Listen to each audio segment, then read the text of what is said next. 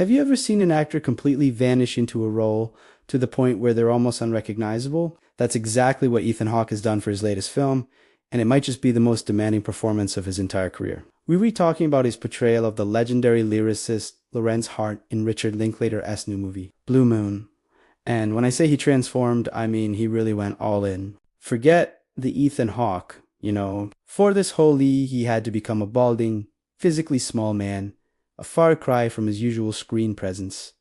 So, who was Lorenz Hart? He was the brilliant mind behind the words of timeless classics like Blue Moon and My Funny Valentine. He was a genius, a wit, a master of language. The film captures a pivotal moment in his life, unfolding on the opening night of the musical Oklahoma. Hart's former partner, Richard Rodgers, played by the amazing Andrew Scott, is basking in the glory of this new hit, while Hart is left feeling like a relic of a bygone era. The entire story unfolds mostly in one location, a painstakingly recreated version of the famous New York restaurant. Sardi's, imagine the scene. Hart sweeps into this celebratory party, a whirlwind of charisma and insecurity. He's telling stories of his glory days 1 minute, then lamenting his fading relevance the next. This is all delivered through what's described as a nearly constant stream of dialogue from Hawke. He's trying to charm everyone, to use his wit to paper over the cracks of his own personal struggles. Director Richard Linklater calls this performance a little howl into the night, a powerful, desperate cry from a man watching the world move on without him. But getting to that point was an incredible challenge for Hawke. This wasn't just about prosthetics and a different haircut. This was about a complete deconstruction of the actor himself. Linklater, who has collaborated with Hawke on numerous films over the decades, put it bluntly, we were kind of dismantling Ethan Hawke. Think about it. Lorenz Hart wasn't a physical presence. He was, as Linklater says, really just a brain, a wit, a mouth. His body wasn't his strong suit. So, for the performance to ring true, all of Hawke's familiar mannerisms, his gestures, his very essence as we know it, had to be stripped away. This is where the long-standing relationship between Hawke and Linklater becomes so crucial. They have a deep, trusting bond forged over films like the Before trilogy and Boyhood. But that trust was put to the test. Hawke admitted, he knows every trick in my bag, and he didn't want to see any of them. Imagine being an actor with decades of experience, with a whole toolkit of skills you rely on, and your most trusted collaborator tells you to leave it all behind. That's a terrifying prospect. Hawke himself called it the hardest thing he's ever done. He had to find a new way to exist on screen, to build a character from the inside out, without any of his usual crutches. The filming process itself added another layer of intensity. Because the movie is set almost entirely within the Sardi's replica, the camera was relentlessly focused on Hawke. There was nowhere to hide. Every subtle movement, every flicker of emotion, every time his character sneaks a drink while trying to blend into the background, it was all captured. The camera becomes an intimate observer of Hart's quiet desperation amidst the loud celebration for his former partner.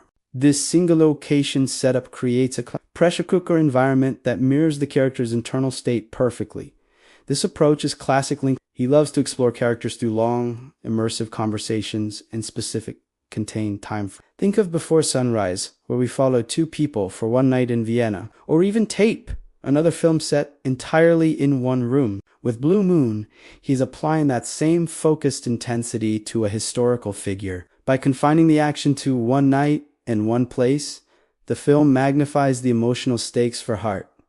We aren't just hearing about his fall from grace. We are living it with him, moment by agonizing moment. And for Hawke, this meant sustaining that complex character for the entire duration of the shoot. He couldn't just dip in and out of the role. He had to live in that space under the constant gaze of the camera, embodying Hart's mix of genius, charm, and deep-seated pain. It's a performance that relies not on grand action sequences, but on the power of words, the subtlety of expression, and the courage to be completely vulnerable. The dialogue, a constant flow from Hawke, becomes the action. His words are his weapons, his shield, and his confession, all at once. It's fascinating to think about the dynamic between Hawke and Andrew Scott as Rodgers, two powerhouse actors playing these two legendary figures who were once an inseparable team, now drifting apart. The tension and history between them must be palpable. While Rodgers is the man of the hour,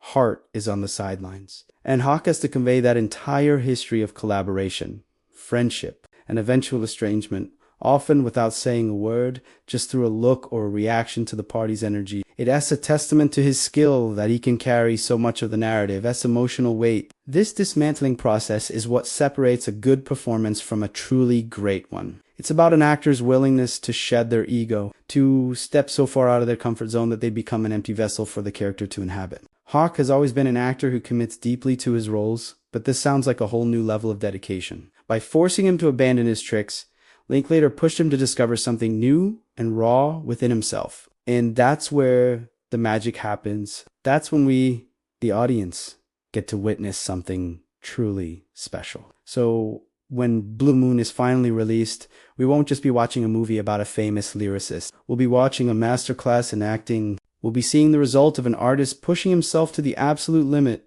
guided by a director who knows him better than anyone. This performance is already generating buzz, and for good reason. It's a story about art, legacy, and the pain of being left behind, all anchored by a transformative performance that required Ethan Hawke to disappear completely, so that Loren's heart could live and breathe for one more night. It's performances like this that remind us why we love movies. It's not just about the story, but about the human element, the dedication and vulnerability that actors bring to their roles. I, for one, cannot wait to see this howl into the night for myself.